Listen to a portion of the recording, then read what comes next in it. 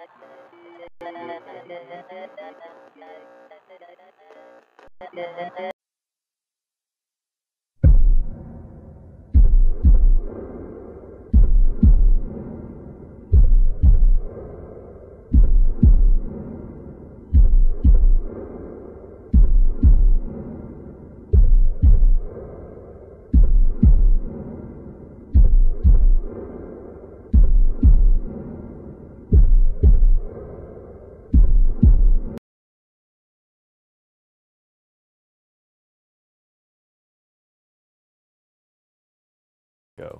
Hi everybody, welcome so much to Do You Believe Tonight on livesci-fi.tv. I'm your host Noreen, and I have with me tonight my fabulous co-host Tim Wood. Hey, what's up everybody? Thanks Tim for joining me tonight. Of course. Always a pleasure to have you on the show with me. It is a pleasure. Since you're the director. Oh yes, yes. Hey everybody, don't forget to please give us a like and please subscribe to the channel. Don't forget, after this show, we have another bonus show for you tonight. We will have Kevin Manis. Now, he's been on the Sci-Fi Paranormal Witness this week, and I just saw it again last night. He's the original owner of the Dybbuk box, and he has some really fascinating stuff to tell us. We're going to hear his story, and he also has a new Dybbuk box, and he's going to talk about that. Doesn't he have two? No, he only has one. The other one hasn't come yet. Okay. He says everybody wants to send him Dybbuk boxes now. Not but getting he's got mine. problems with this one, so he's going to tell us. Cool. And did you bring your Dybbuk box? I did not tonight. No. Yeah, I did not. And then our second guest will be Jason Haxton. Now, Jason was a guest with us. If you look back in our archives on YouTube, we did a show with Jason called The True Story of the Dybbuk box. Yeah, they can just go onto our channel and search for Dybbuk box. It'll show up. Come up, yeah. So he's a returning guest, and we're going to find out what's happening in his life since he's had the Dybbuk box. So, and then tonight, right now, Tim and I are going to be talking about haunted dolls. And the three dolls we're going to be talking about, we're going to have some fun with this, is Annabelle from The Conjuring. Chucky. Chucky? From Child's Play. It is? I'm just, no, Oh. I'm joking with you. Yeah, okay. Robert the Haunted Doll and Yeah. Mandy the Haunted Doll. So why don't we start with Annabelle? Cool. Now Annabelle was Now, before we start, I mean, a lot of people know Annabelle from the movie The Conjuring. And what really sucks about The Conjuring, I have to say, is that they didn't portray the doll correctly.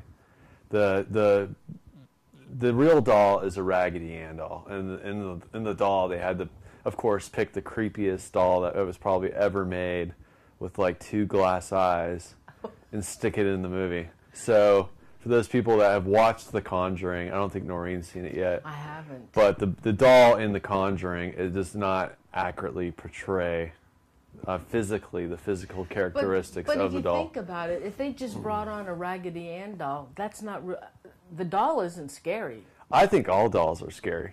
Oh. Personally, I always hated dolls, so I forgot to tell that during my regression session last week. But yeah, so I'm going to show a picture really quickly here, and this doll here is not, I repeat, the doll that is at the Warrens' place. Are you showing the one from The Conjuring? I am showing the one from The Conjuring. Because that one's pretty creepy. Yeah, it's pretty. I mean, it fits the part. Creepypasta. Yeah. Yeah, it's pretty creepy. So, but the real doll is at the Warrens Museum in Connecticut, and it has quite an interesting story. Now, as everyone that has probably who's been involved in the paranormal for quite some time knows, that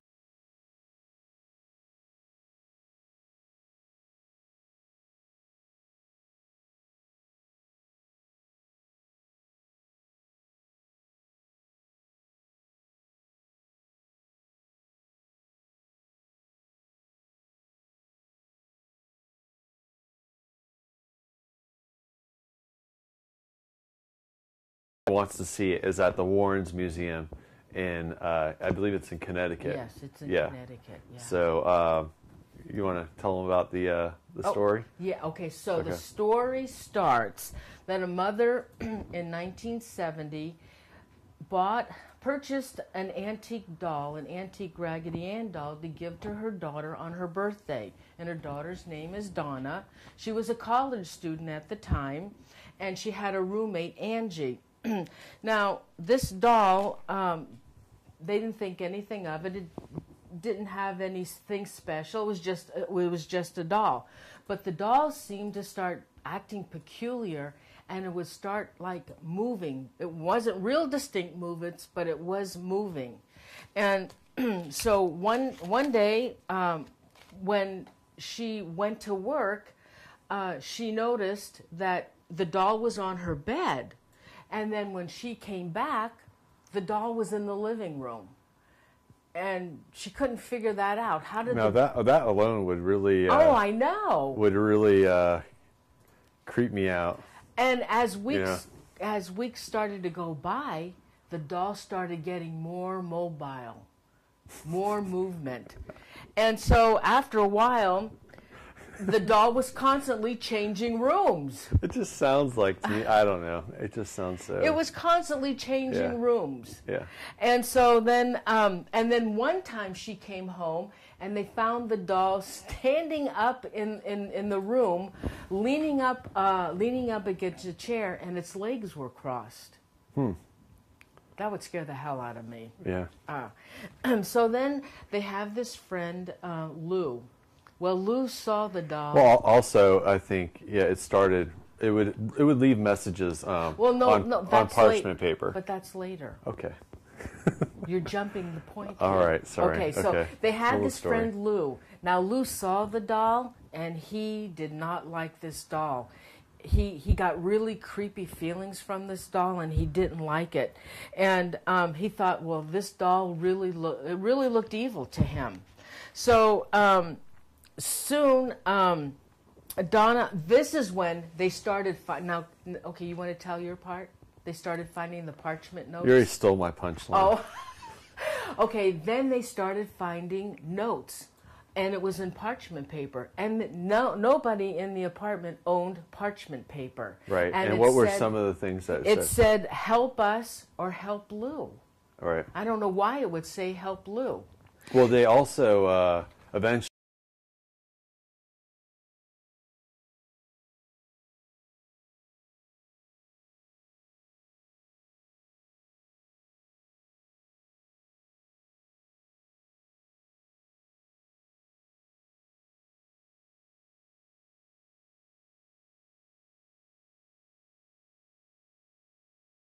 That was because the spirit was replicating a child.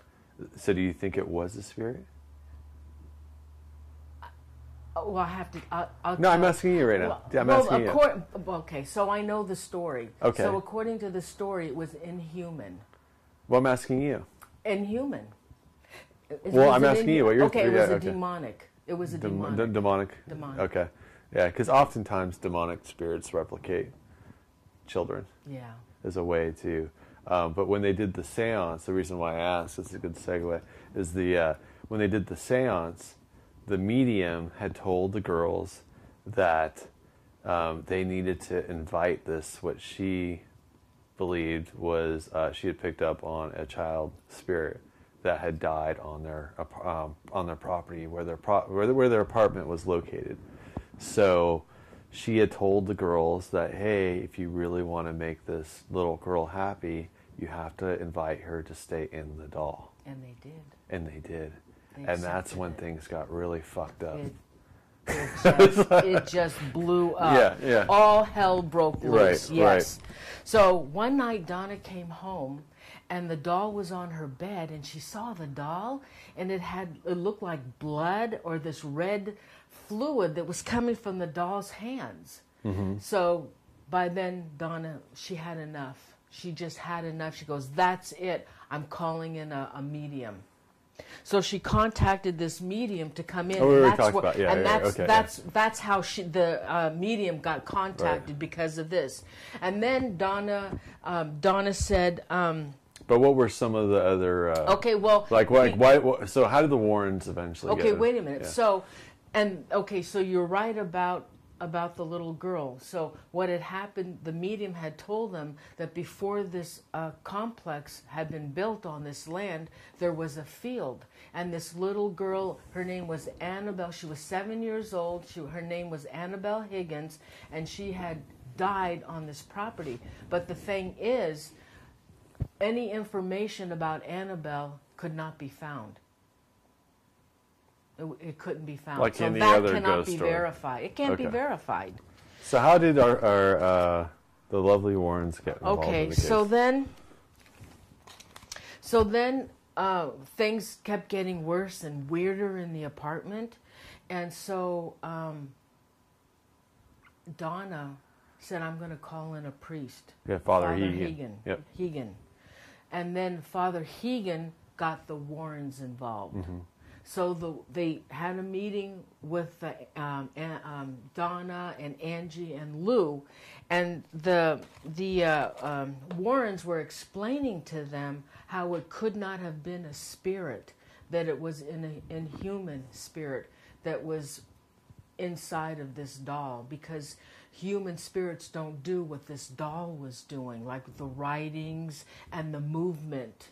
And what the doll was doing, it wanted to get recognition from everybody that was in the apartment. And by giving it recognition, you just give it more strength. Yeah, I'm gonna play devil's advocate. What happens if it was a child spirit?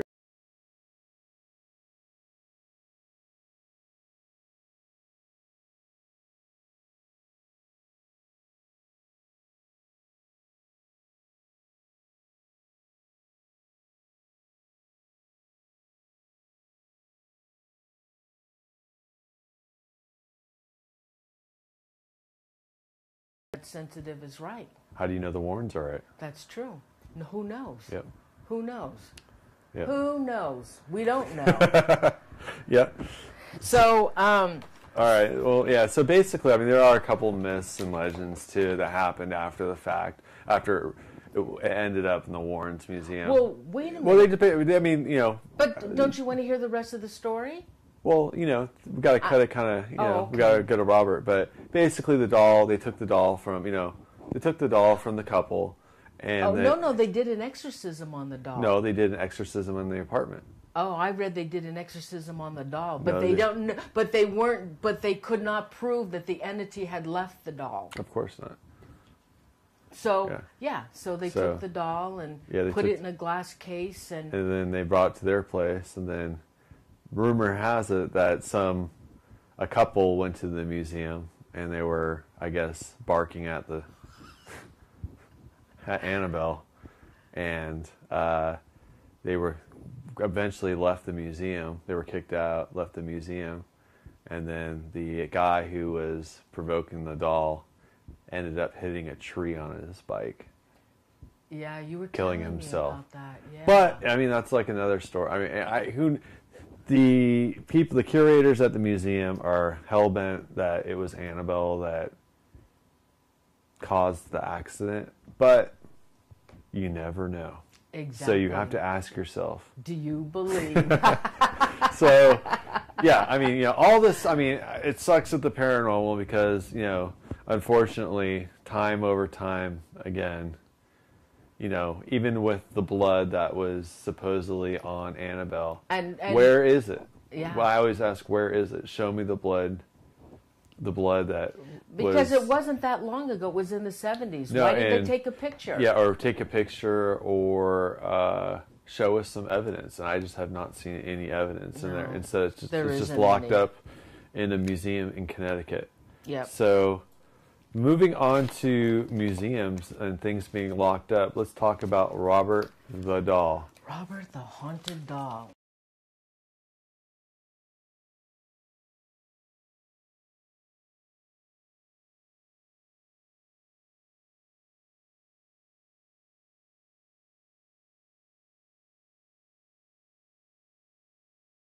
lot of money, and the parents used to travel all the time.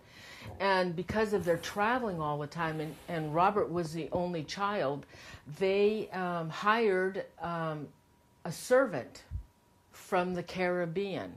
Now, this servant loved Robert.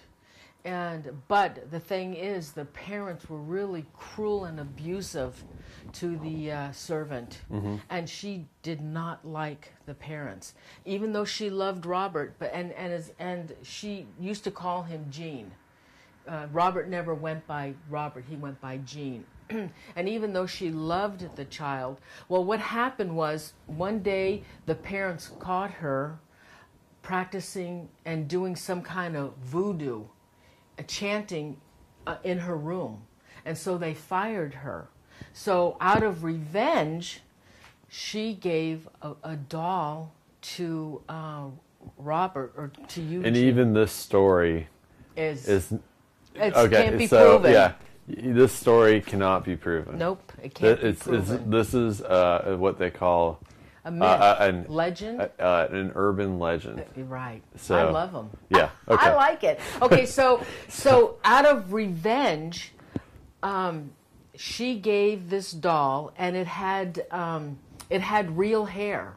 It had real hair, and it was supposed to look like Eugene. And that's or not Gene. uncommon for those Well, it's dolls. voodoo. Well, yeah, but that's not uncommon for dolls in those days to have either human hair or animal hair, because they didn't have the types of stuff to produce, stuff like they do today. So a lot of the dolls back then did have real hair in them. And this doll did. Okay. And she knew when she was giving this doll to Gene that it was possessed. She knew it.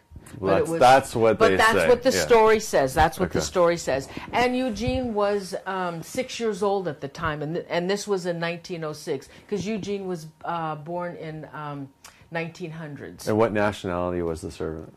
She was from the Caribbean. Okay, so She I'm was just from saying the it's real easy to Caribbean. pin something on, Yeah. Well, and Yeah, she practiced voodoo. Yeah.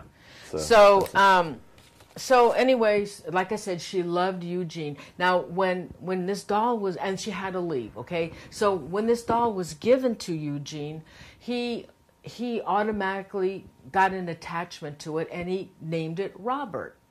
Well, he became obsessed with this doll. This doll went everywhere with him, at the dinner table, when he went to bed, and he even talked to it all the time. He talked to this doll, and the parents would hear him talking to this doll, and they swear that they could hear the doll answering him, because they would hear two distinct voices. Well, that's what they say. I Yeah. love it. It's an urban legend. Okay. I'm telling you what they said, which is really freaky. In those days, though, I mean, they didn't have TV. They didn't have radio. I don't think. Early 1900s. I don't think, radio. They had records. They had, but, entertainment back then was pretty scarce. You didn't have a Game Boy. You didn't have a PlayStation. Cards. So, yeah, I mean, back in those days, I probably would be talking to my doll too. Well, the parents would also get glimpses of Robert running around in the house. And then at nighttime, Eugene would scream, and they would come running into his room, and the furniture would be all over the place. And when they walked in, they would see this, and Eugene would be in his bed, and when they walked in, he would say, Robert did it. So how did Robert get his name? Eugene named him Robert as soon as he got the doll. See, why? his name was Robert. Right. His name was Robert Eugene Otto, but as soon as he got, everybody called him Eugene or Gene. So when he got the doll, he named it Robert. That was the first thing he did. Okay. So then... Yeah, so basically as he got older, his parents, I guess, left him the house. Well, the parents died, and he got the house. Got the house. He ended up marrying somebody. Anne, yes. And he left the doll up in, I'll put a picture up of the house. It's Well, they put the doll in the attic.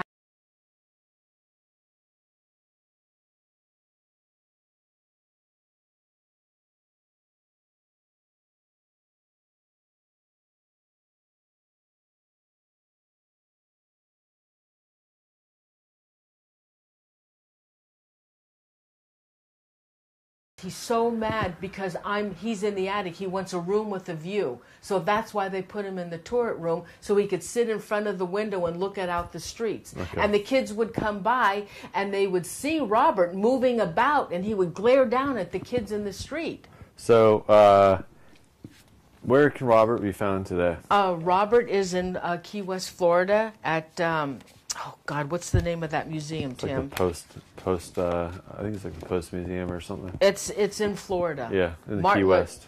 Yeah, and today, a lot of people are saying that he's actually his skin, or not his skin, but his outside features are deteriorating, aging. And he's falling apart. Yep. But I don't know what type of composition he's made out of. I don't know. But probably, he's in the Martello Museum in Key West, Florida. Yeah. And people say they hear stuff in there, like, cameras don't work in there and all this this stuff. And it would be kind of interesting to go out there and to check him out. Yeah. They say that people write him letters all the time. They write him letters, and people, and it's said that you have to get permission from Robert to take his picture. And if you don't get his permission, they said that you are cursed for life. You and your family are cursed for life. Well, how do you know you have his permission? I have no idea. And supposedly Robert will give you the okay by turning his head. And if you don't get that okay, watch out. Okay. Watch out. Yeah, his hair is turning white. He's aging. So what's our next? The next one is Mandy. Mandy the doll. Mandy, out of all the dolls, to me, looks the creepiest. She just looks like she's possessed. If any doll's possessed, I think it's Mandy. Well, there isn't much on Mandy, There really isn't a history or anything. She was donated to the Quinsnell Museum in British Columbia. Mm-hmm. Now, the lady that donated, and it said that the doll is probably about 90 years old. Yep. And she's among at least 30,000 other relics in that room. And now, she was donated to the museum in 1991, and at that time her clothing was dirty, her body was ripped, and her head was full of cracks. And the reason she was given to the museum was because the lady donated it. She got rid of it because at night she would hear a baby crying in her basement. And she would go down and investigate, and the doll would be by a window that was previously closed. The window would be open, and the curtains would be blowing in the air.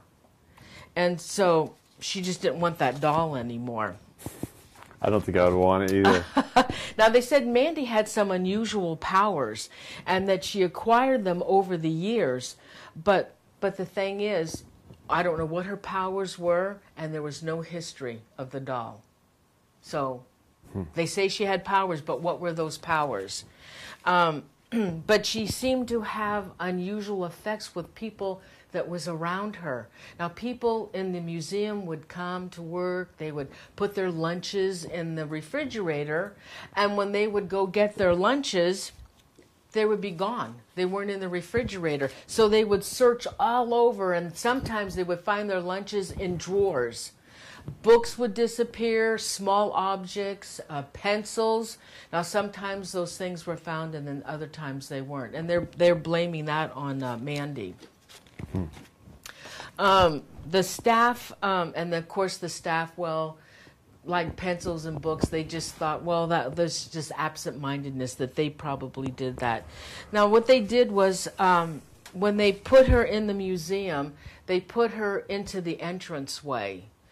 But when the people were coming in, they didn't like Mandy's looks, and they didn't like her eyes. So they thought... I think she's pretty hot. I don't see a picture of her. And they said that the doll had a sinister smile. So what they did was they eventually moved Mandy to another part of the museum, and they put her in a display case. And what they wanted to do was keep her away from the other dolls because they thought that she would do harm to the other dolls in the museum, which was pretty weird. And now visitors that would come to videotape Mandy, they had the same problem. Problems with their cameras and shutting off and then constantly shutting on. But if they go to another artifact in the museum to take a picture, everything was fine. I think a lot of it is just user error. I mean, I've seen a lot of people how they investigate and how they shoot with their camera at places, and I think a lot of it is user error. I think it would be nice to have them open up some of these items that are supposedly some of the most haunted possessions up to a real, investigation and see what people would actually capture from them.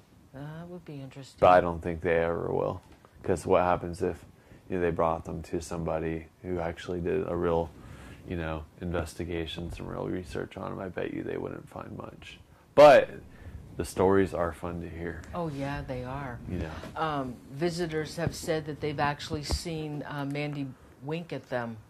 Now, come on. Yeah. And the staff in the museum will not close up alone. They will not be in there alone. When they close up, somebody has to be with them. Well, too, I mean, it's interesting, too, because, when you have these objects in a museum and people are coming in and they believe that they are haunted. I think that, we had David Weatherly come on a while back, and there is something to a mass group of people thinking that, the mere power of thought, and people's thoughts can actually have a collective consciousness, can actually affect objects. Oh, yeah. And the way, not only, I think the energy around objects, but also can affect people's perceptions and how they perceive things. So things that they wouldn't normally notice, they suddenly are picking up on.